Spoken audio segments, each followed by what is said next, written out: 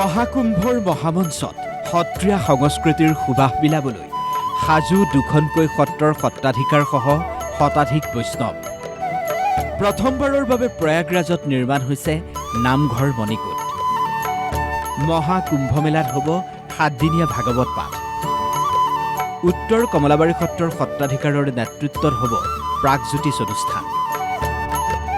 এয়া মাজুলীৰ উত্তৰ কমলাবাৰী সত্ৰৰ দৃশ্য। সকলোৱে সেৱা লৈছে আৰু তাৰ পিছতেই সত্ৰাধিকাৰ জনাৰ্দন দেৱগোস্বামীয়ে শিৰত তুলি ল'লে ভাগৱত।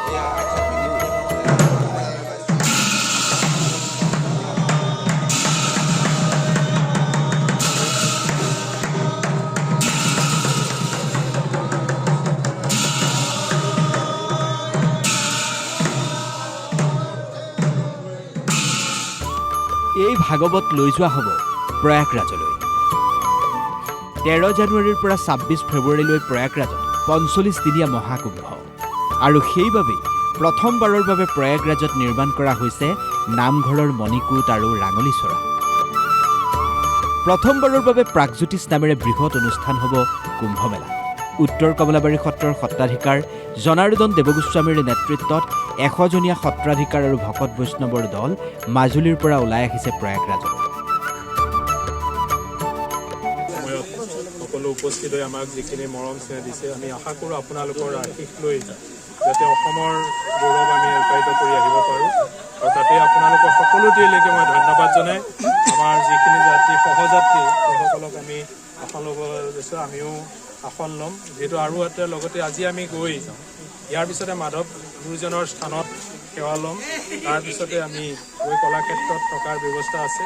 কাইলৈ পুৱা 8:30 বজাত যাত্ৰা আৰম্ভ কৰি আমি কোকৰাঝাৰ হৈ শিলিগুৰিলৈকে যাম আৰু তাৰ পৰৱৰ্তী সময়ত পাটনাত লোৱাৰ ব্যৱস্থা হৈছে। গতিকে এই সমূহ কাৰ্যসূচীত আৰু আমি 20 তাৰিখে গৈ প্ৰয়াগৰাজ পাম আৰু 21 তাৰিখৰ পৰা আমি ভাগৱত পাঠৰ শুভ আৰম্ভ কৰিম। উত্তৰ কমলাবাৰী সত্ৰৰ শিল্পী বৈষ্ণৱ ৰাজীৱ কাকতিৰ নেতৃত্বত 6জনীয়া এটা শিল্পীৰ দলে নামঘৰ নিৰ্মাণ কৰিছে প্ৰয়াগৰাজত। ৰঞ্জন গায়ন, বিপুল খাটনিয়াৰ লক্ষীৰাম বৰুৱা, পাপু বৰুৱা নামৰ শিল্পীকেইজনে ইতিমধ্যেই 4 জুলাইৰে পৰা প্ৰয়াগৰাজত নামঘৰ নিৰ্মাণত ব্যস্ত হৈ আছে। দুজনা গুৰু ৰমৰ সৃষ্টি ৰাম বিজয় নাথ, দশৱতাৰ নৃত্য, সত্ৰীয়া নৃত্য, গায়ন বায়ন আৰু 7 দিনীয়া ভাগৱত পাঠ অনুষ্ঠান অনুষ্ঠিত হ'ব প্ৰয়াগৰাজত। আনহাতে ডক্টৰ পীতাম্বৰ দেৱগোস্বামীৰ নেতৃত্বত আউনীআটী সত্ৰৰ 40জনীয়া এটা বৃহৎ বৈষ্ণৱৰ দলেও অংশগ্ৰহণ কৰিব কুম্ভমেলাত। উত্তৰ গুৱাহাটীৰ কেশৱ দাস নামৰ এজন সাধুৰ লগত আউনীআটী সত্ৰৰ দলটোৱে হিয়া নাম, থিয় নাম, সংকীৰ্তন ভাওনা, ভাগৱত আদি অনুষ্ঠান অনুষ্ঠিত কৰিব। মুঠতে 45 দিনীয়া মহাকুম্ভত মাজুলীৰ সত্ৰীয়া সংস্কৃতি মূৰ্তমান হৈ উঠিব। মাজুলীৰ পৰা হিতেশ কুমাৰ দলে DY365।